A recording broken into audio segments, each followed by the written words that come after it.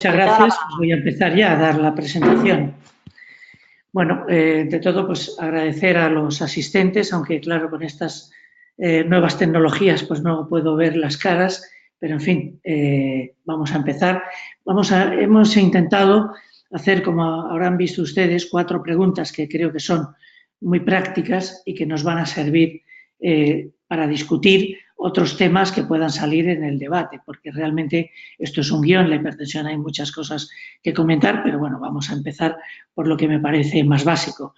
Lo que es muy importante es tener un concepto claro de la importancia de la hipertensión arterial desde el punto de vista sanitario y sociológico, y económico y político, porque realmente es una enfermedad que tiene un tremendo impacto en la población, ¿no?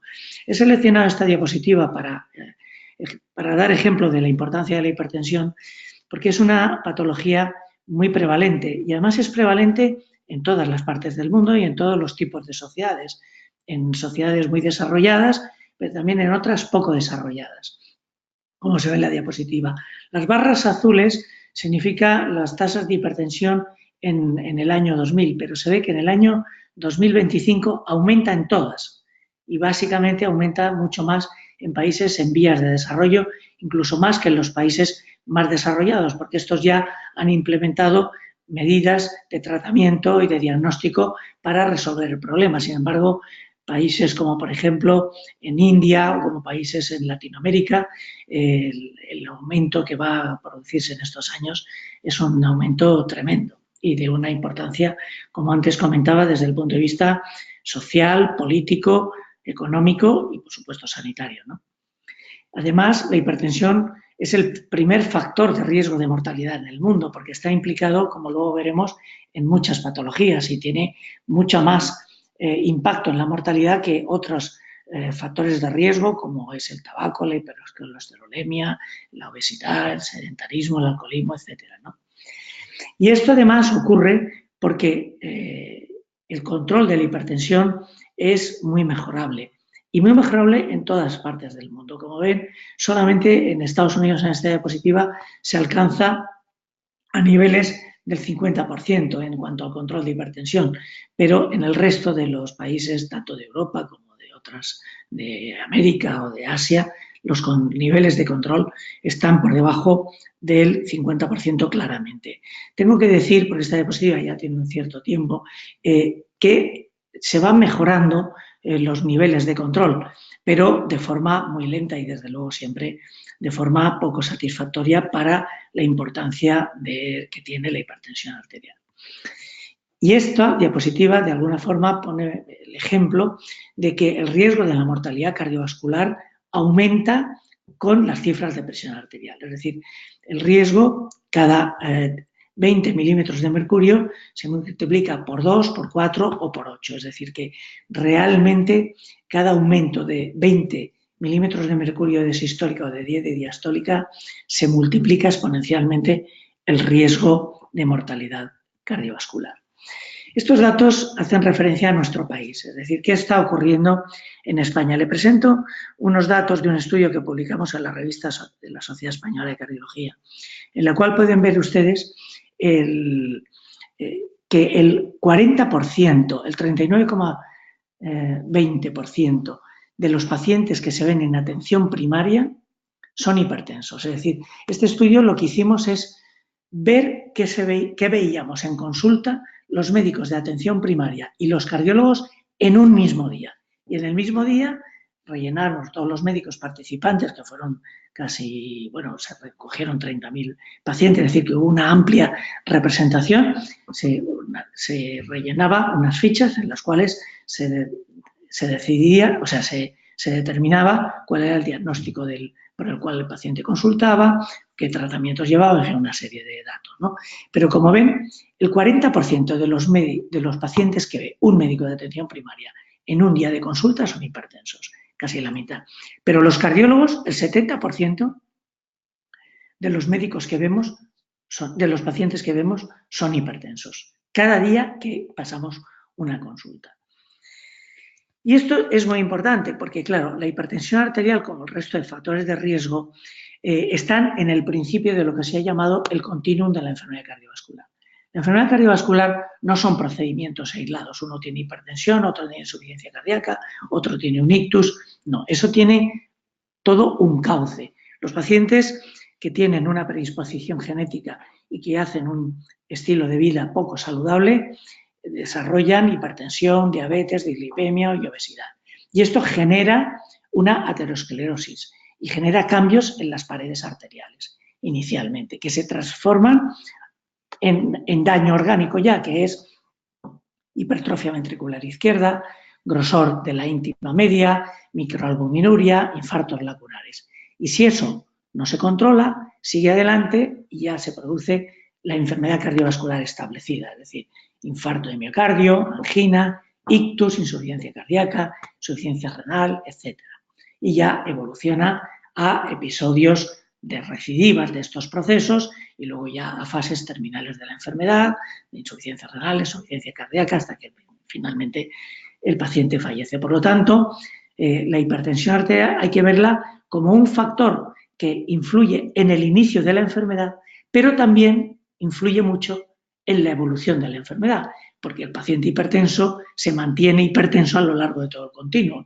Y entonces veremos cómo los pacientes hipertensos van peor que los pacientes no hipertensos.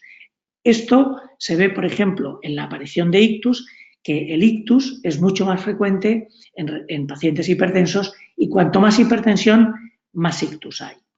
Y la enfermedad coronaria también, y ocurre en este estudio que publicamos en nuestro hospital, en el American Journal of Cardiology, en el año 2011, es un estudio que es relativamente muy sencillo. Seleccionamos 1.000 pacientes, aproximadamente 1.000 pacientes, ingresados de forma consecutiva en el hospital. Y nos salió el mismo dato, curiosamente, que teníamos en consulta externa. Es decir, que habíamos dicho antes que el 70% de los pacientes que vemos en una consulta son hipertensos y luego vemos que el 70% de los pacientes que ingresan en nuestro hospital son hipertensos.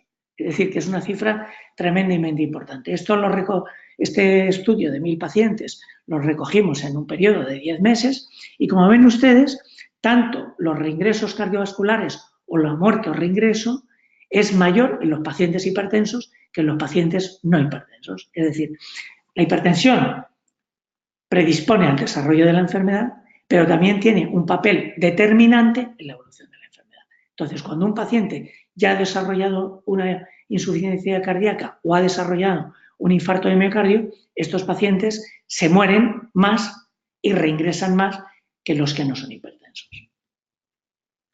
Como consecuencia de todo esto, pues eso, claro, ha desarrollado un gran interés por todas las sociedades científicas y se han publicado muchas guías de la Sociedad Europea, de la Sociedad de Hipertensión, de la Sociedad Internacional de Hipertensión, que es una sociedad americana, y luego el JNC8, el JNC, que es las guías, que podemos decir las guías americanas de hipertensión arterial, que son un poco las que vamos a seguir para el resto de la presentación. Estas guías despiertan un gran interés mediático, un gran interés en todos los profesionales, en la industria farmacéutica, porque lo que allí se diga, lógicamente, tiene mucho impacto en resultados de salud, pero lógicamente también en resultados económicos de las compañías. Y bueno, yo creo que hoy en día pues los médicos nos hemos acostumbrado para bien, aunque también hay algunos defectos, porque hay algunos médicos que interpretan las guías como si fuera un reglamento, como si fuera una Biblia. Las guías son orientativas, como su propio nombre indica, se llaman guías. Luego, esa guía hay que adaptarla al paciente que tenemos delante y actuar con un criterio clínico que es absolutamente imprescindible para el correcto tratamiento de los pacientes. Y este sería mi primer bloque. Probablemente, Edurne, no sé si hay algunas preguntas. Doctor, ¿ahora se me escucha? Sí. Vale, por el momento doy paso. Mira, es momento de preguntas. Si alguna pregunta que alguien quiera hacer por el momento, seguimos avanzando. Hay una mano levantada, creo. Sí, no, bueno. Sí, mira, precisamente es una Ya. pregunta que me han pasado por chat. Bueno, es una pregunta bastante genérica, ¿vale? Ahora que has comentado acerca del tipo de las mediciones que se tienen que hacer y, bueno, la importancia que hay en los diferentes debates, ¿no? Entonces, bueno, luego entraremos, creo que más en detalle del tipo de mediciones, pero bueno, una de las preguntas es la presión arterial. ¿Hay un momento idóneo para tomarlo? ¿En qué Eso lo vamos a brazo? ver ahora. Y a nivel de, sí, a nivel de momento del año, de estaciones puede variar. ¿Cómo una persona puede crear un patrón acerca de su valor de presión arterial? ¿Qué recomendación debería de dar como farmacia, como oficial, ¿no? Si te parece, eso como va en este bloque, lo comentamos ahora, ¿no? Perfecto. Vale, Pues y ahora, mira, hay otra pregunta también por aquí. Antonio Perea, sí. le voy a dar voz a Antonio Perea. Antonio, hola, puedes hablar, puedes hacer tu pregunta. Sí, quería saber, bueno, cuál es el mejor momento del día para tomar la atención. Creo que más o menos existe algún momento para establecer varias tomas de tensión, es decir, mañana, al mediodía y noche para un seguimiento y cuántas veces sería necesario para llevar un seguimiento del paciente. Sí, bueno, eso lo vamos a tratar ahora, pero ya te contesto que para conocer la tensión basal de un paciente, la tensión se debe de tomar por la mañana en ayunas, antes de que se tome el paciente el tratamiento. Y El luego, tratamiento. lógicamente, la tensión va a estar condicionada por el tratamiento que haga, ¿no?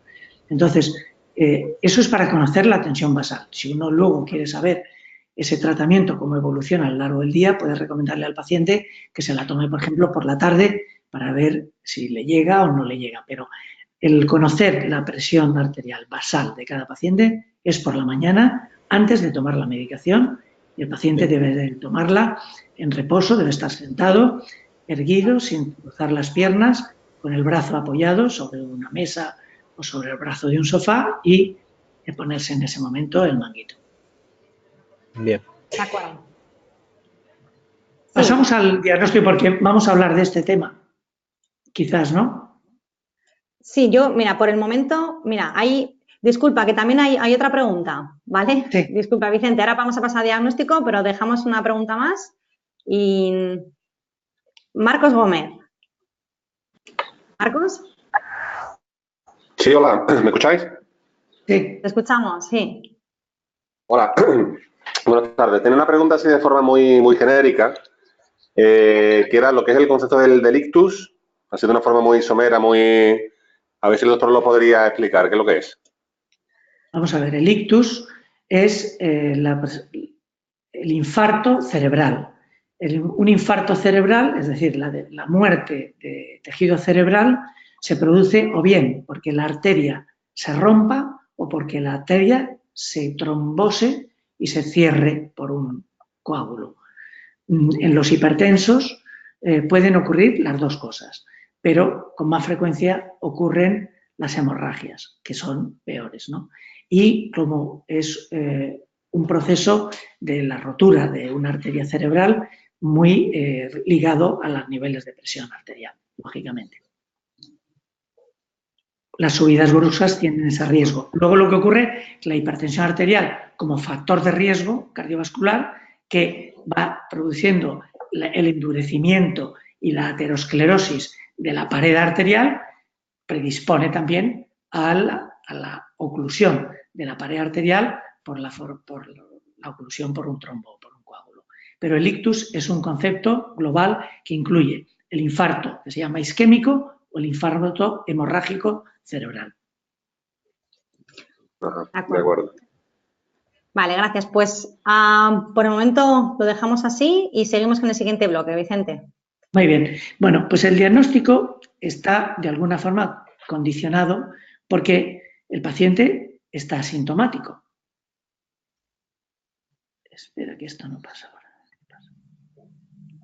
El paciente está asintomático. Por lo tanto, El diagnóstico lo hace el profesional que toma la atención, médico, enfermero, farmacéutico, quien sea, familiar, y el diagnóstico sale de ahí, de la toma de tensión arterial. Por lo tanto, hay que ser muy exigente en cómo se toma la tensión arterial, porque si no, pues se puede inducir a error, ¿no? Entonces, es muy importante, como decía, cómo se mide.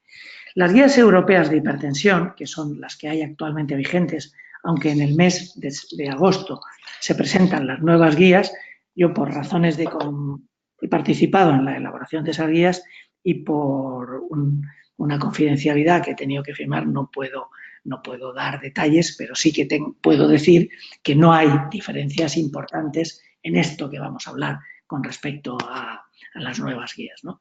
Las guías del 2013 y las actuales hacen mucho énfasis en la determinación de la presión arterial y distinguen dos formas de tomar la tensión arterial, porque son las que más discriminan.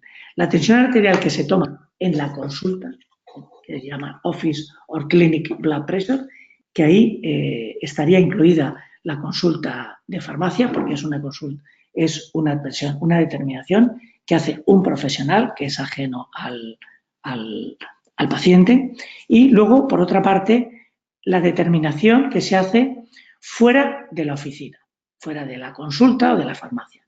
Y ahí hay dos tipos, que es la monitorización ambulatoria de la presión arterial, es lo que se llama mapa o holter de presión arterial, que ustedes lo habrán visto, que son unos manguitos de presión que van conectados a un aparatito, que es como un teléfono, que hincha el manguito pues cada media hora durante el día y cada hora durante la noche. Bueno, eso se puede programar, pero que va hinchando el manguito pues cada hora, cada tiempo que nosotros digamos, sin que el paciente tenga que interactuar, y de tal manera que registra la presión arterial a lo largo de todo el día, independientemente de la actividad del paciente. Tiene ventajas porque, lógicamente, te da una idea muy aproximada de cómo evoluciona el paciente a lo largo del día, pero también realmente pues, es molesto porque el paciente tiene que llevar todo el día el aparato y luego le interrumpen su actividad diaria y también no es una situación estrictamente basal, ¿no? Porque ya solamente llevar el aparato y que se te vaya hinchando cada X tiempo, pues lógicamente a algunos pacientes les genera algo de tensión, ¿no? Y por otra parte, que se ha puesto muy de moda, como todos ustedes saben, en los últimos tiempos, es la determinación de la presión arterial por el propio paciente con un dispositivo de muñeca o de brazo, y el paciente se toma la presión arterial. Entonces, de esto hay que hacer algunas puntualizaciones. En primer lugar, hay que decir que se ha demostrado que la automedida, es decir, la medida por el propio paciente, se asocia mejor a la lesión orgánica, en especial a la hipertrofia ventricular izquierda, que la presión arterial detectada en consulta. Evidentemente, no hay estudios publicados, al menos que yo conozca, de qué es lo que ocurre en las oficinas de farmacia, comparándolo con la ambulatoria del paciente. Ese estudio creo que no se ha hecho y les animo a que lo planteen, ¿no? Porque sería importante, porque no es lo mismo que el médico le tome al paciente la presión arterial en la consulta médica que se la toma un farmacéutico. Es completamente distinto desde mi punto de vista, porque en la consulta pues se habla de otras cosas, el médico tiene, es mucho más agresivo, entre comillas, que en una farmacia. En segundo lugar, hay que saber que los metaanálisis recientes indican que la mortalidad cardiovascular se correlaciona mejor con la automedida que con la presión en consulta. Es decir, esto dice claramente que la automedida es mejor que la toma en la consulta médica. Y por último, que los estudios que han comparado la automedición del paciente con el mapa, es decir, con el holter, ambos tienen realmente la misma potencia diagnóstica en el daño orgánico. Por lo tanto, esto es muy importante porque esto refuerza mucho la automedida de los pacientes. Pero claro, esa automedida hay que hacerla no de forma indiscriminada. Las guías recomiendan cuando es verdaderamente útil la automedida, y es básicamente cuando tenemos dudas sobre la presión del paciente, porque saben todos ustedes que hay lo que se llama una reacción de bata blanca, que es muy importante en la consulta médica, menos importante en la consulta de farmacia, pero es verdad que cuando el paciente se enfrenta a un profesional, pues lógicamente le sube un poco su presión arterial. También hay que identificar cuando hay una presión arterial enmascarada, es decir, que el paciente a lo mejor va al médico a las 12 de la mañana o va a la farmacia a las 12 de la mañana, las pastillas se las ha tomado a las 9 y a esas horas la tensión está muy bien, pero luego por la noche o por la mañana la presión arterial no está bien controlada, por lo tanto ahí también tiene su utilidad. Y en cualquier caso, bueno, pues cuando no estamos convencidos de que la tensión que tomamos los profesionales sea la presión del paciente, porque vemos que el paciente pues a lo mejor pues tiene defectos en el cumplimiento terapéutico o el paciente pues te dice que de vez en cuando se la toma y la tiene en su casa bien o alta y no corresponde con lo que tú haces, y entonces con lo que tú obtienes, entonces eso hay que medirlo, ¿no? Y también hay unas indicaciones específicas para el Holter, que básicamente es cuando hay discordancia entre la tensión arterial medida en consulta y lo que te trae el paciente, y entonces la forma de verlo es poner un Holter, o bien aquellos pacientes que tienen, por ejemplo, que queremos saber qué es lo que ocurre por la noche. Como saben ustedes, los pacientes que por la noche les baja la tensión tienen mejor pronóstico que los hipertensos que por la noche no les baja la presión arterial, ¿no? Entonces, eso no se puede identificar, lógicamente, más que con el Holter de presión, que toma la presión arterial por la noche. Y luego también sirve pues, para saber un poco cuál es la variabilidad del paciente, ¿no? Pacientes que a lo mejor en su tiempo libre están normotensos, pero que en su periodo de jornada laboral pues tienen mucho estrés. Entonces, en esos pacientes el Holter de presión pues, nos ayuda a hacer el diagnóstico. ¿Qué podemos decir de cómo hay que medir la presión arterial ambulatoriamente? Es decir, ¿qué recomendaciones hay que darle al paciente? Porque a mí lo que me parece que en la práctica médica muchos pacientes se compran estos aparatos en una ortopedia y tal, y nadie les explica cómo hay que hacerlo. Pues las guías europeas establecen unas recomendaciones.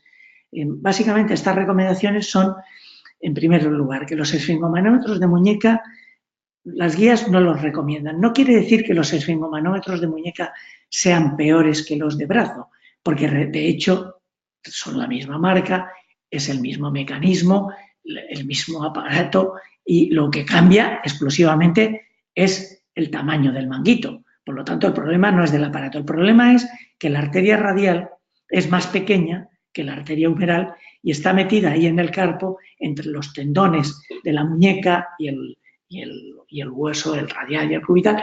Y hay, a veces, en algunos pacientes que tienen los antebrazos muy gruesos por una razón u otra, o que han tenido a lo mejor una fractura de coles, que es de una fractura de la cabeza del radio, pues se forma ahí un callo y lo que ocurre es que el aparato no detecta bien el latido de la arteria radial. No quiere decir que el aparato sea malo, pero que suele haber una infraestimación cuando se compara con la humeral.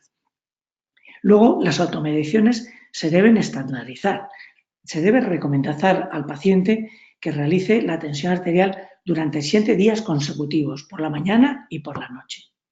Y esos resultados se deben de apuntar en un listado, porque esto debe de entregarlo a un médico o a un profesional, que es el que tendrá que tomar la decisión de si el paciente debe de aumentar, reducir o seguir con el mismo tratamiento. Es decir, los aparatos de automedida no están diseñados para que el paciente se mida la tensión y actúe como médico. Es sencillamente para que obtenga unas medidas que luego deben de ser valoradas por un profesional. Se recomienda descartar el primer día, porque el primer día el paciente suele estar un poco más tenso y lo normal es que el primer día las cifras sean mayores que las obtenidas en el resto de los días. Es también recomendable que el paciente haga 2 determinaciones separadas por unos minutos, al menos 3 minutos, Y la más válida, la tensión válida, es la segunda más que la primera. Y luego, estos, como antes les comentaba, estos resultados no es para que el enfermo decida qué es lo que hace, si se toma hoy la pastilla o no, es para que eso lo lleve al médico y el médico ya le diga si tiene que seguir con el tratamiento, tiene que interrumpirlo, tiene que modificar la dosis o tiene que hacer lo que sea, pero no es para que el médico decida.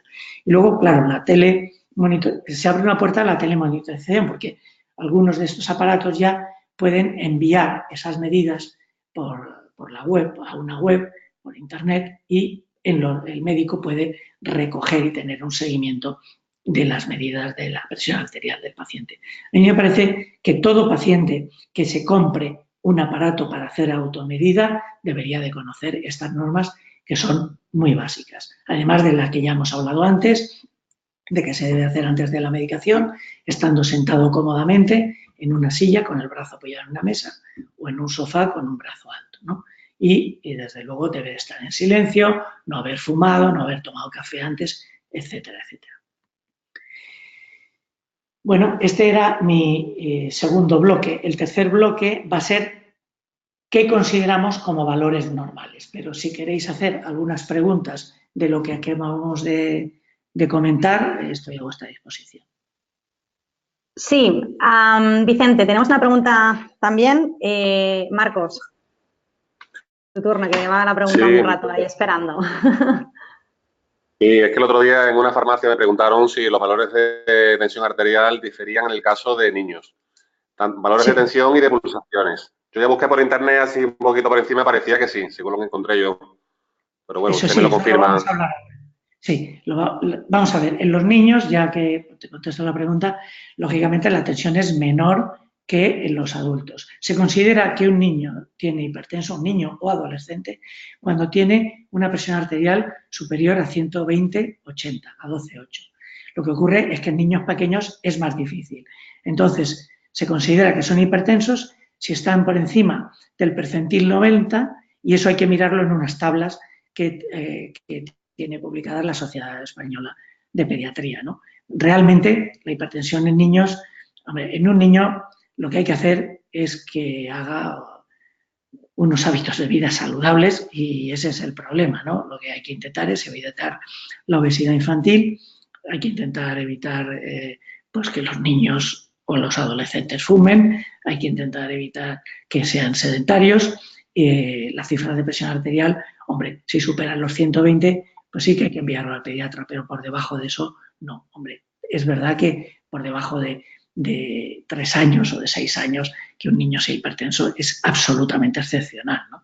Y eso realmente yo creo que es una competencia de los pediatras. Lo que nosotros vemos a simple vista es que el niño pues está gordo y no se mueve y tal, y eso es un poco lo que hay que recomendar, pero lógicamente las cifras de presión arterial en los niños son más bajas que en los adultos. De acuerdo, muchas gracias. Gracias, Marcos. ¿Tenemos otra pregunta? Sí, damos paso a Jordi Salvia. Jordi, te paso la voz, puedes hablar. Jordi. Vale, no sé por qué, no sale. Jordi, sí, ahora sí, ya está. ¿Ahora sí me escucháis? Sí. Hola, buenas tardes. Bueno, la pregunta que quería hacer es, ¿qué hay que tener en cuenta al medir la presión arterial de pacientes con frecuencias cardíacas anormales o si llevan un marcapasos, por ejemplo? Muy buena las pregunta. mediciones... Si lleva el marcapaso, no hay que hacer nada, porque el marcapaso están programados a ritmos fijos. Es decir, los marcapasos puede estar sincronizada si tiene una actividad auricular normal, el marcapaso se sincroniza a la aurícula e irá a la frecuencia de la aurícula y tendrá la frecuencia que el paciente tendría en condiciones normales. Y si tiene una fibrilación auricular y tiene una arritmia auricular, el marcapaso se programa a un ritmo fijo y entonces la tensión es absolutamente fiable. Cuando el paciente tiene un marcapaso, en principio no hay por qué preocuparse. El problema es cuando el paciente tiene una arritmia. Cuando tiene una arritmia, lógicamente, la detección de la presión arterial va a variar porque va a depender de la longitud de la sístole y de la diástole. Es decir, si el paciente tiene una arritmia, tiene una diástole larga, en la siguiente sístole la onda de pulso es mayor, lógicamente. Entonces, si los pacientes están con una arritmia relativamente controlada, las cifras que se detectan de forma automática son aceptables. El problema es que cuando hay mucha arritmia, cuando hay una fibrilación auricular, una arritmia completa por fibrilación auricular, sí que es verdad que es mejor tomarla por auscultación o bien, en el caso de que no puedas hacerlo, porque hoy en día pues, se están imponiendo los aparatos automáticos y ya la gente a veces no tiene con fonendo para auscultar, pues lo que hay que hacer es tomar varias tomas y sacar la media. Pero no una o dos, sino hay que tomar 3 o 4 y sacar la media. Gracias. Bien, pues. ¿Seguimos? De acuerdo. Yo creo que podemos seguir, sí. Avanzamos. ¿Cuáles son los valores normales? Porque claro, una vez que sabemos qué tensión tiene el paciente, hay que decirle si la tiene bien, regular o mal, ¿no? Y eso pues, es importante. Vamos a ver, la Sociedad Europea de Cardiología, casi todas las sociedades, aunque luego veremos que hay algunas diferencias en algunas, pero bueno, casi todas, la inmensa mayoría, aceptan esta clasificación que tienen en pantalla. Es decir, la presión arterial óptima es por debajo de 12,8. Para los niños no es óptima, sino que es necesario que sea así. Se considera normal por debajo de 130, es decir, entre 120 y 129, y entre 80 y 84. Y normal elevada entre 130, 139 y 85, 89. Y a partir de ahí ya es hipertensión. Es decir, a partir de 140, 90 es hipertensión, que se establecen estos 3 grados y luego la hipertensión sistólica. Es decir, que podemos definir que un paciente es hipertenso si tiene una presión arterial superior a 140, 90. Y esto es para todos los pacientes, porque no sé si a ustedes les habrá llegado el mensaje que en las guías previas se decía que los pacientes de más alto riesgo o los pacientes que eran diabéticos o que tenían una insuficiencia renal o que habían tenido ya previamente una enfermedad cardiovascular, habían tenido un infarto o un ictus, había que ser más exigente y bajar la tensión por debajo de 130. Y eso no se ha demostrado que sea beneficioso. Por lo tanto, las guías actuales recomiendan que hay que bajar la presión por debajo de 140-90 en todos los pacientes en su conjunto, sin hacer distinciones.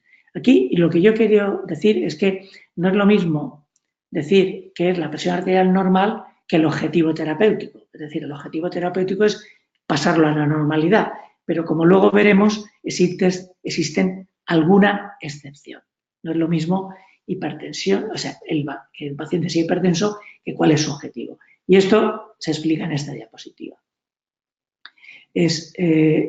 Bueno, en la primera afirmación que dicen las guías, yo soy bastante crítico con esta afirmación, porque esto obedece a un estudio. Estas guías dicen que en pacientes con diabetes se recomiendan valores de presión arterial diastólica inferiores a 85. Es decir, que las guías dicen para todos 140, 90. Menos para diabéticos, que debe ser menos de 85. En primer lugar, ya me gustaría a mí saber que la diastólica de mis pacientes afinar tanto. Y en segundo lugar, creo que confunde un poco. Y esto está basado en que un estudio con diabéticos se diseñó de esta manera y se puso que el objetivo era 85. Y hicieron el corte en 85 y se vio que en 85 pues tenían beneficio. Si lo hubieran hecho el corte en 90, ¿habría beneficio o no? Pues no lo sabemos porque se hizo en 85. Pero, en fin, es lo que dicen las guías y yo lo transmito a ustedes. Pero lo que sí que me parece más importante es que en los pacientes ancianos con menos de 80 años, existe suficiente evidencia para recomendar entre 150 y 140. Pero que si el anciano está en buena forma, debe de ser menos de 140. Es decir, las guías lo que dicen es que luego esto hay que aplicarlo en el texto, las guías lo que explican, es que el objetivo de 140 es un objetivo para el conjunto de la población. Y si un paciente tiene una edad avanzada, tiene 75, 80 años incluso, pero está bien, hay que mantener ese objetivo. Pero si es un paciente que ya está algo deteriorado, lo que llamamos ancianos frágiles, pues ancianos que a simple vista ya ves que no están bien conservados porque a su vez tienen otras patologías, toman un montón de medicamentos porque tienen artrosis, porque tienen diabetes, porque tienen, en fin, ya todos ustedes saben exactamente a lo que me refiero, ¿no? En ellos se aceptan presiones arteriales entre 150 y 140 como objetivos. Aunque si están bien, insisto, hay que bajar de 140, aunque tengan más de 80 años, que es un poco lo que parece que actualmente se considera como anciano, porque claro, clasificar como ancianos a las personas que tienen más de 65 años, pues probablemente es un concepto que ya está un poco pasado, porque hay gente que tiene 65, 67, 70 años y que están perfectamente haciendo deporte, haciendo una vida activa, haciendo una vida laboral activa, en fin, bueno, todos conocemos muchos ejemplos y vemos los presidentes de gobierno de Estados Unidos y de Rusia, que los dos tienen más de 70 años, pues ya vemos la guerra que puede dar esa gente, ¿no? Y no parece razonable establecer un objetivo de terapéutico de bajada de la tensión arterial diferente, ¿no? Y esto es una diapositiva pues que, bueno, de alguna forma resume todas las guías para que vean que en la mayor parte de las guías, aquellos pacientes de 80 años más o menos, pues se recomiendan objetivos inferiores a 150 y no tan agresivos como 140, ¿de acuerdo? Y este es el último bloque. No sé si querían alguna pregunta, pero este es un poco el de la estrategia terapéutica. Vicente, teníamos una pregunta que nos comentaba que quería echar un ojo a una diapositiva anterior que has puesto. Sí. Entonces, exactamente la diapositiva que era, mira, vamos a darle voz. Elio Collado, sí, le estamos dando voz. ¿Le puedes indicar al doctor la diapositiva en la que estabas interesado? ¿Cuál? Elio, hola. Bueno, no está respondiendo. Yo creo que es esta, la de la diapositiva que quería ver. Me lo imagino. Sí.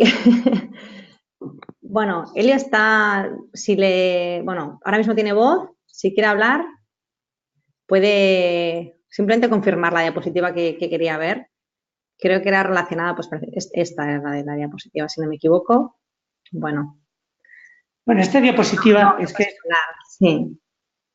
Comenta, hable Vicente, lo que quiera decir. Bueno, esta diapositiva, vamos a ver, es que primero es que es la oficial y por eso la pongo, ¿no? Es la oficial de la sociedad. Y en segundo lugar, bueno, porque es importante saber dos cosas. Uno, a partir de 140 es hipertenso y tú ya le puedes decir al paciente que tiene una enfermedad que se llama hipertensión. Este es un poco el mensaje, ¿no? Pero que pacientes que no son hipertensos, pero tienen 130, entre 130 y 199 y entre 85 y 89, son pacientes que tienen una tensión elevada, que no llega a ser patológica y que lo recomendable es que se implementen medidas higiénico-dietéticas para intentar bajar esas cifras hacia las normales o a las óptimas. Esto es lo que quiere decir esta diapositiva. Que una persona que tenga 138 de presión arterial, bueno, le puedes decir, no tienes hipertensión, pero si bajaras esa tensión, si tomaras menos sal, si pierdes 2 kilos, si haces de ejercicio físico 4 días por semana, pues sería mejor, porque te bajaría 5 o 6 milímetros de mercurio y estarías mejor. Eso es lo que dice, porque claro, la hipertensión arterial no aparece un día, no te levantas un día hipertenso y ayer eras normotenso. Esto es un continuum, que la tensión va aumentando. Entonces, claro, el problema es que también aquí influye mucho la edad. No es lo mismo que una persona de 70 años tenga 135 que una persona de 35 años. Una persona que tenga 35 años y que tenga cifras por encima de 135, 139, hay que decirle, oye, lleva cuidado, porque no eres hipertenso, pero es un problema de tiempo. Está Ese claro. es el mensaje de la diapositiva, que la tensión arterial es un continuum, que a partir de un punto sabemos que de tratar al paciente con fármacos se obtiene un beneficio en reducción de morbilidad y de mortalidad y de daño orgánico, que por debajo de esas cifras no podemos identificar un beneficio por dar un tratamiento farmacológico, pero eso no quiere que no implementemos medidas higiénico-dietéticas que son tremendamente importantes, como luego veremos. De acuerdo, yo creo que ha quedado claro. Elio, no... Bueno, entendemos que eso que esto estará de la diapositiva que comentaba en la tabla de presión arterial. Podemos pasar al siguiente punto. Gracias, Vicente. Vale. Bueno, de estrategia terapéutica no voy a hablar de tratamiento en sí, sino, como digo en la diapositiva, de estrategia, ¿no? No voy a entrar en fármacos, pero sí es muy importante que se sepa que los niveles de presión arterial se deben de tratar en el contexto clínico del paciente. No solamente atendiendo a si tiene 150 o 160 o 170, sino si tiene 150 no es lo mismo si el paciente tiene otros factores de riesgo o no tiene ninguno, o si tiene, además de factores de riesgo, ya ha tenido enfermedad cardiovascular. Es decir, es un paciente que ya ha tenido un ictus, que ya ha tenido un infarto de miocardio o que es diabético. Entonces, en esta tabla, como ven ustedes, pues por ejemplo, si un paciente tiene entre 130 y 139 y 85, que sería el cuadrito este de aquí, pues no hay que hacer, el paciente está sano, no tiene factores de riesgo, solamente recomendaciones higiénico-dietéticas y hay que hacer intervenciones específicas. Pero ya a partir de 140, pues el paciente tiene que hacer cambios en el estilo de vida durante meses y luego, si no se controla, conseguir iniciar un tratamiento farmacológico. Y, por supuesto, si es mayor, entre 160 y 179, se reduce a semanas y luego ya, si tiene más, pues hay que iniciar el tratamiento de forma inmediata, ¿no? Y si tiene uno o dos factores de riesgo, pues todo va corriendo hacia la izquierda. Y si el paciente ya tiene enfermedad cardiovascular asintomática, sintomática, es decir, el paciente ha tenido un infarto o tiene una insuficiencia renal o tiene diabetes, bueno, ya además de los cambios en el estilo de vida, hay que iniciar el tratamiento farmacológico para conseguir el objetivo terapéutico, ¿no? Es decir, no solamente hay que tratar las cifras, sino hay que tratar a las cifras en el contexto clínico del paciente. Y en ese sentido, como ven, lógicamente en todo el cuadro, las medidas higiénico-dietéticas son muy importantes. Esta diapositiva es una diapositiva un poco, iba a decir que es una broma, pero bueno, no es una broma. Es un estudio que se hizo en Italia, solo los italianos podían hacer este estudio, en el cual compararon qué ocurría a lo largo de los años, que es lo que se ve aquí en el eje de las abscisas, que se ve a los 6, 12, 18, 24 años, con las cifras sistólicas en dos comunidades. Una, las blancas, que son monjas que están no monjas de clausura, pero monjas que ejercen, que son monjas en activo, y luego comparando con una población de laywoman. La traducción podría ser de laywoman, pues mujeres de vida alegre, sería la traducción, ¿no? Y entonces se ve que las monjas mantienen las cifras de presión arterial muy estables, prácticamente por debajo de 130, solamente a los 30 años, es decir, que deben de tener pues 20 y 30 más que entrarían en el convento, más 30, 50 años como mínimo, y bueno, pues se mantienen normotensas. Mientras que las mujeres de vida más disipada, pues las cifras de presión arterial aumentan. Claro, esto no quiere decir que le digamos a las mujeres hipertensas que se vayan a un convento, pero quiere decir que una vida ordenada, que una vida sin obesidad y sin, en fin, más austera, lógicamente protege del desarrollo de la hipertensión arterial.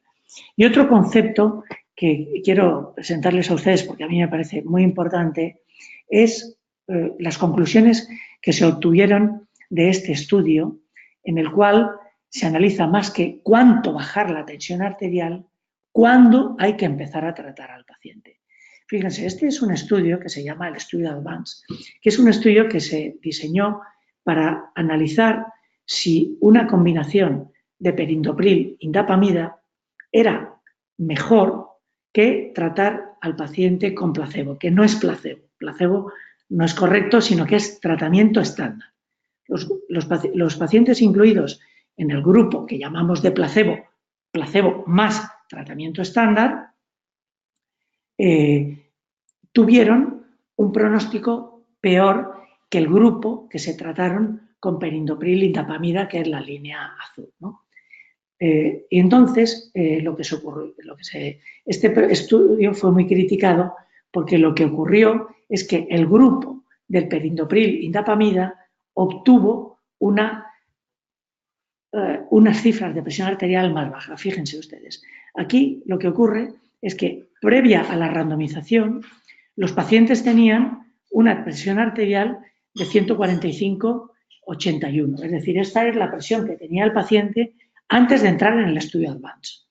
Al final del estudio Advance, cuando habían transcurrido 4,4 años, lo que ocurrió es que el grupo de tratamiento activo con perindopril indapamida fue de 136/74, mientras que el grupo placebo más tratamiento estándar fue de 140/70. Entonces, la crítica que se dijo, no, ustedes no pueden atribuir el beneficio al perindopril e indapamida. El beneficio fue porque los pacientes tenían la tensión mejor controlada y más baja. Bueno, eso fue malo para el laboratorio que pagó el estudio, pero se sacó la conclusión de que realmente era positivo. Bueno, el laboratorio se quedó con la conclusión que le interesaba, es que utilizando esa combinación, pues se conseguía un mejor control de la presión arterial y por tanto mejor pronóstico del paciente, aunque no se pudiera atribuir directamente al perindopril e indapamida. Pero por lo que les quería traer este estudio, y que es muy importante, es porque después a los pacientes que acabaron a los 4,4 años, se les siguió en abierto, es decir, los médicos ya pudieron utilizar el tratamiento que querían en los dos grupos y eso lo siguieron casi 10 años más. ¿Y qué es lo que ocurrió? Pues que los pacientes se les igualaron las cifras de tensión arterial. Es decir, en el abierto ven tienen 137/75 y al final eran 137 y 138, que es una pequeña diferencia, pero de 1 milímetro de mercurio solamente.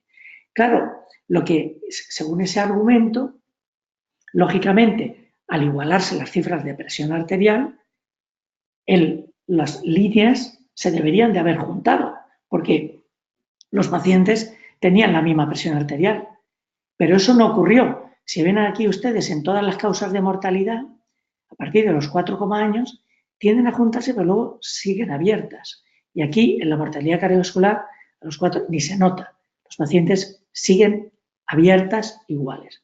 La conclusión que se saca de esto es que los beneficios del tratamiento antihipertensivo no se pierden con el tiempo, pero lo que es más importante, no se pueden recuperar. Por lo tanto, tenemos que tratar al paciente cuanto antes mejor, porque el paciente que está 4 años mal controlado, si lo comparas con otro que en esos 4 años haya estado bien controlado, va a tener siempre un mejor pronóstico a largo plazo. Y esos pacientes se van a morir más tarde que los pacientes que han estado controlados después. Y eso es muy importante para no trivializar y decir, bueno, tienes la tensión alta, pero no demasiado, no merece la pena que te tomes nada. No. Si eres hipertenso, tienes que bajar la tensión a tu objetivo. Y esto me parece que es muy importante y que muchas veces no se tiene en cuenta en la práctica clínica. Estas últimas diapositivas hacen referencia a un problema que todos ustedes saben que existe perfectamente, que es el de la adherencia al tratamiento y el cumplimiento terapéutico de los pacientes. Y este estudio que les voy a presentar yo creo que define muy bien lo que está ocurriendo. Este es un estudio que se llama el estudio ERICA, que se hizo en Europa, en toda Europa, y se hizo en pacientes para analizar una muestra de pacientes con factores de riesgo y ver cómo era el control de estos factores de riesgo, ¿no? Entonces, bueno, pues se incluyeron muchos pacientes, la edad media era de 63 años y el 70%, 72%, prácticamente 73%, eran hipertensos. Les tengo que decir que, claro, ya se seleccionaron pacientes que tenían algún factor de riesgo. La inmensa mayoría, las 3/4 partes prácticamente eran hipertensos, 26,8%, más de una cuarta parte eran diabéticos, dislipemia 57,7% y obesidad 43,8%. Y sedentarismo confesado el 19,8%, que ya me parece una cifra magnífica, pero bueno, eso es lo que había ahí, ¿no? Los objetivos que se establecían como para saber si el paciente estaba bien o mal controlado eran de 140 a 90 y para diabéticos, porque ese estudio se hizo en aquel momento de 130 a 80, colesterol, lo que ven ahí, bueno, hemoglobina glicada 6,5, índice de masa corporal menor de 30, bueno, lo que ustedes ya saben, ¿no? Bueno, y esto es lo que ocurría, fíjense ustedes. De los hipertensos estaban tratados el 94,2%, los diabéticos el 87,2%, los dislipémicos 74,4% y la obesidad el 92,2% decían que cumplían medidas higiénico-dietéticas, es decir, que hacían régimen y que hacían ejercicio físico. Aunque teóricamente, desde un punto de vista teórico, debían estar el 100% tratados, pero bueno, 94, 87, 74% son cifras muy aceptables en atención primaria. Por lo tanto, si están tratados tantos, ¿no?, pues los resultados de control deberían de ser magníficos. Pues no es así. Fíjense, en la parte derecha de la diapositiva se trata el 94%, pero solo el 38,8% están bien controlados, son cifras de presión arterial. Claro, eso es o bien porque el paciente no se toma el tratamiento o porque el tratamiento no está bien puesto o porque las pastillas no sirven de nada. En fin, pocas alternativas hay, más que esas, ¿no?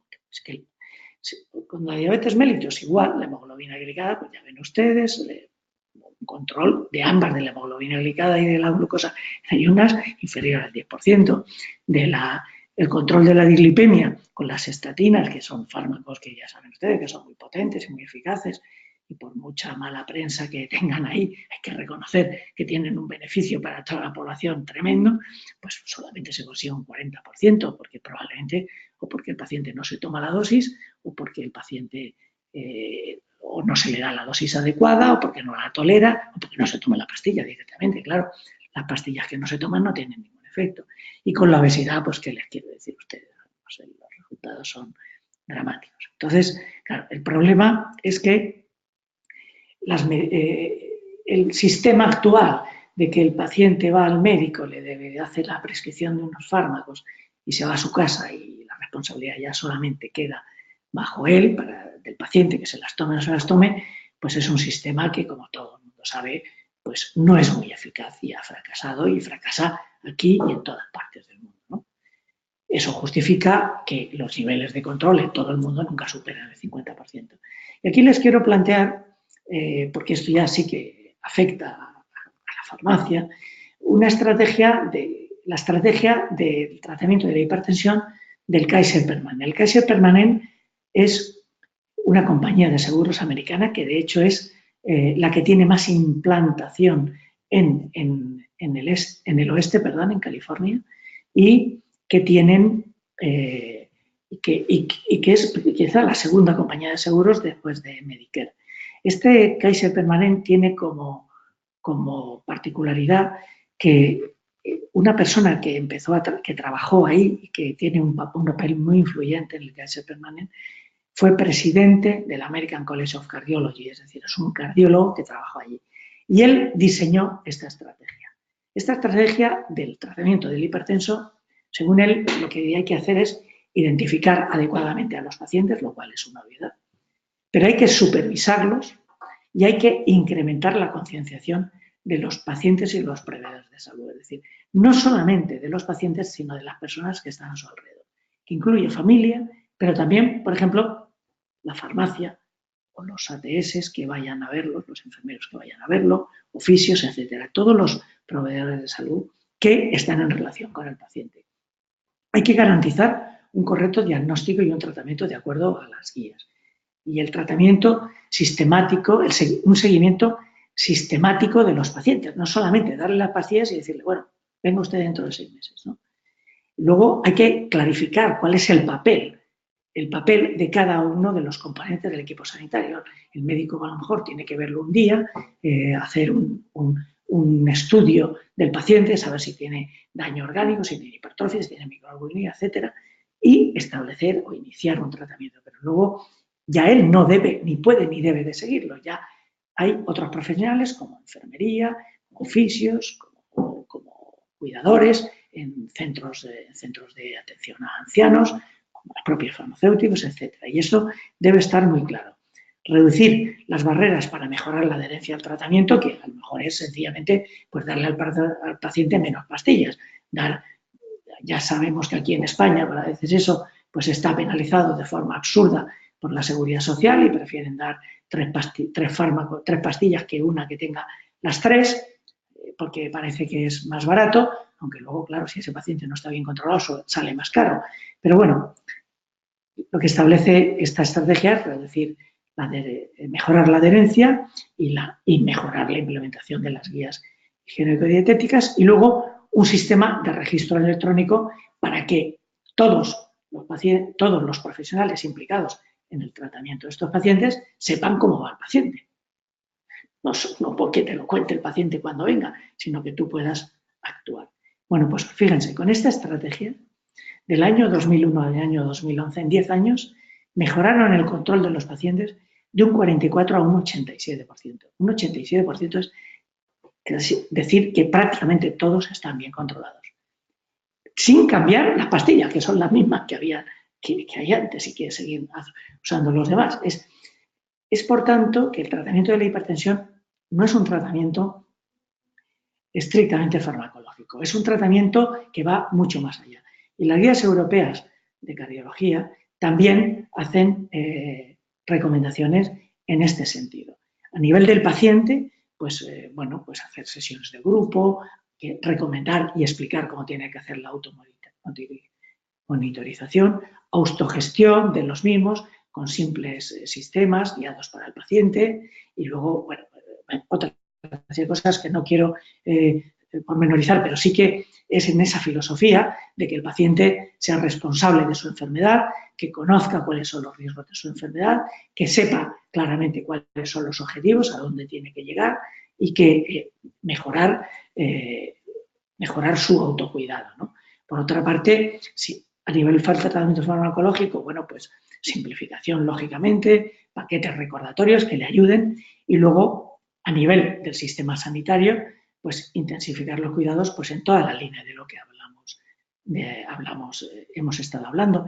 Incluso en estas guías, como dicen, intervenciones que implican directamente al farmacéutico. Las guías europeas ya sí que reconoce explícitamente, y eso probablemente es un problema que tenemos los médicos, que no hemos reconocido suficientemente el papel que puede tener el farmacéutico en el tratamiento de los pacientes. Enfatizan pues, que el farmacéutico se debe de implicar lógicamente en el tratamiento de los pacientes y no hacer simplemente una dispensación de la caja del hospital. Y luego, pues, estrategias de reembolso y mejora. Es decir, que la filosofía es que, y esta sería mi última diapositiva, es que, en primer lugar, hay que tener los objetivos de 140-90, que son menos exigentes que los que habían anteriormente, y para ancianos, sobre todo frágiles, de 150-90.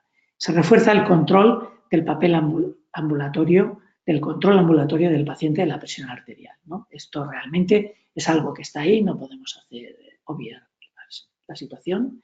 Lo que es muy importante desde mi punto de vista es tratar antes a los pacientes. Yo creo que hay un número muy importante de pacientes con cifras de presión arterial por encima de las recomendadas que no están correctamente tratados ni con medidas higiénico-dietéticas ni con tratamientos farmacológicos.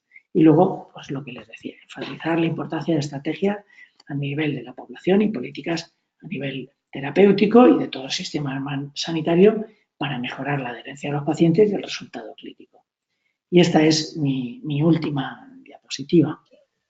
Vicente, tenemos varias personas que me han levantado la mano, ¿vale? Bueno, nos han levantado la mano. La primera que le voy a dar paso es a Montserrat Molina. Disculpa que lleva un rato aquí esperando, así que le doy voz. Monse, puedes hacer tu pregunta cuando quieras. No sé si tiene micrófono activo. Monse. Bueno, mientras se resuelve, voy a pasar a la segunda pregunta, ¿vale? O si no, me la puedes pasar por chat y yo la leo en voz alta, ¿vale? Paso a la siguiente persona, que es Lourdes. Lourdes y Lara.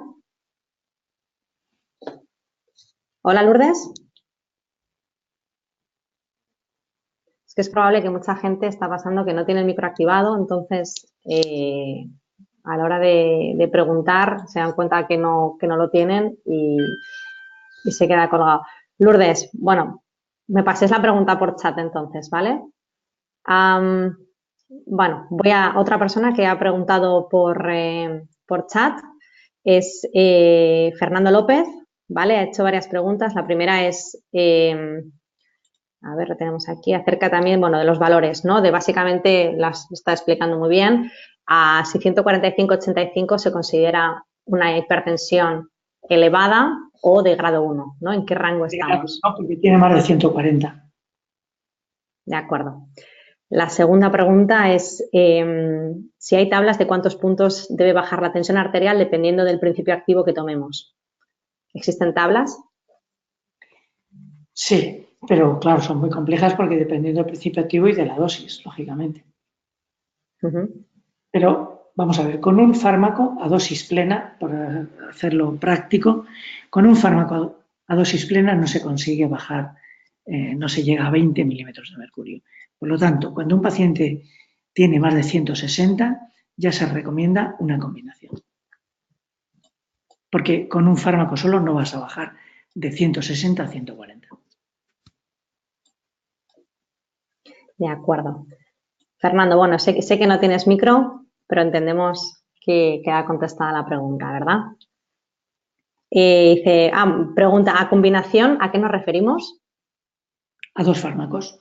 Puede ser bueno, no he entrado en tratamiento farmacológico porque pensaba que, pero en fin, vamos a ver, las guías recomiendan que los 5 grupos farmacológicos son similares en cuanto a eficacia y dependen del paciente, que se use uno u otro dependiendo de la tolerancia, de la edad del paciente, de los factores de riesgo asociados, pero prácticamente todas las guías recomiendan iniciar el tratamiento con un inhibidor, con un bloqueador del sistema renin-angiotensina, un IEK o un ARA2, o un diurético o amlodipino, o un calcio antagonista.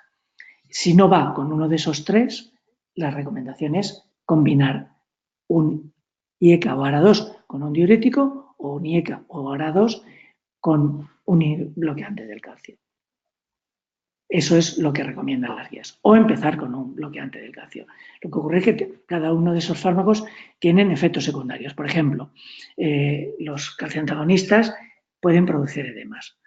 De hecho, producen edemas en un porcentaje importante. Claro, si es una mujer multípara con mala circulación en las piernas, con varices, yo no empezaría con un calcioantagonista.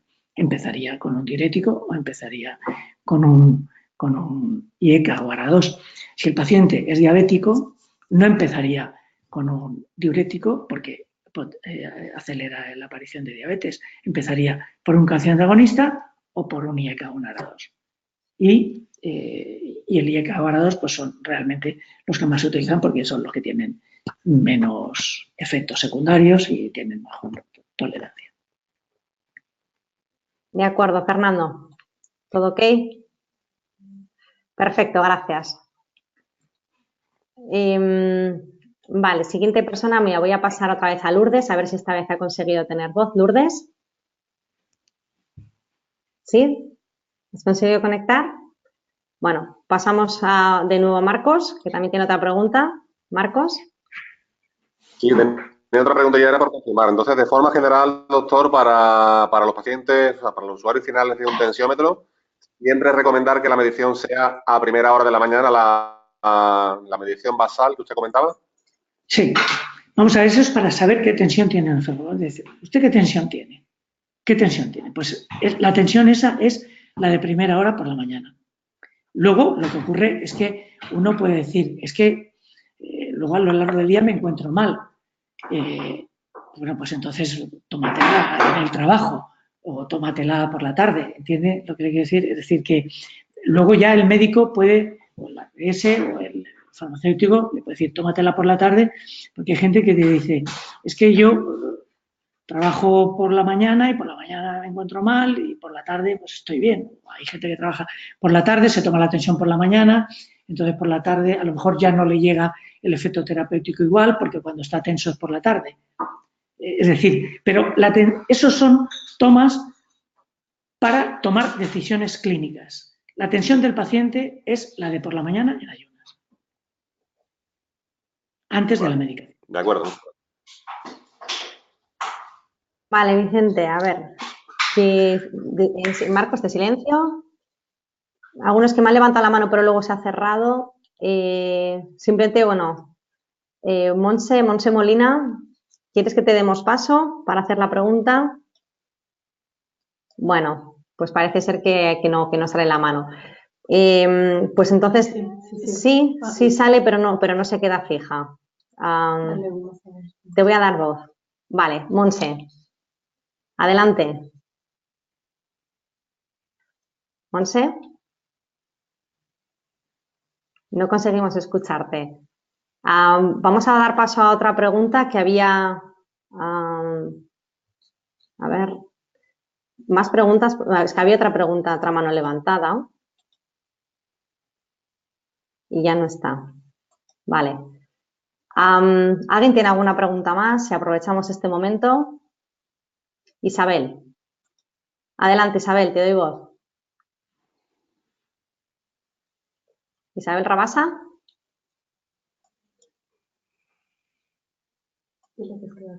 Sí, si por lo que sea no llega la pregunta porque el micro no está activado o lo que fuera, me podéis pasar la pregunta por chat sin problemas y se las leemos en voz alta al doctor, ¿de acuerdo? Isabel. Bueno, es que está con la mano levantada Vicente y no conseguimos escucharle. Seguro que tiene una pregunta interesante que ahora mismo no vamos a poder averiguar cuál es. Bueno, por último intento, Isabel, ¿tienes el micro activado?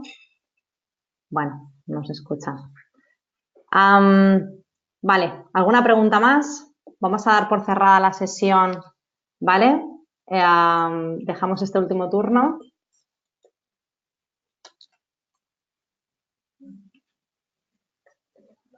Vale, ya está. Pues no hemos conseguido recoger más preguntas. Lo dicho, ¿vale? Como lo he comentado al inicio de la sesión, si hay preguntas que tenéis y que no hemos conseguido resolver por el tiempo, por el micrófono, por el chat, por lo que fuera, podéis hacerlo a través de nuestra página pharma.verbal@hartman.info, ¿vale? Nos hacéis la pregunta ahí y lo contestamos en la mayor brevedad, ¿de acuerdo? Por lo demás, Vicente, muchísimas gracias por tu tiempo, ¿vale? Nos hemos pasado un poquito, pero de verdad que el contenido ha sido muy interesante y prueba de ello es todo el número de asistentes que tenemos.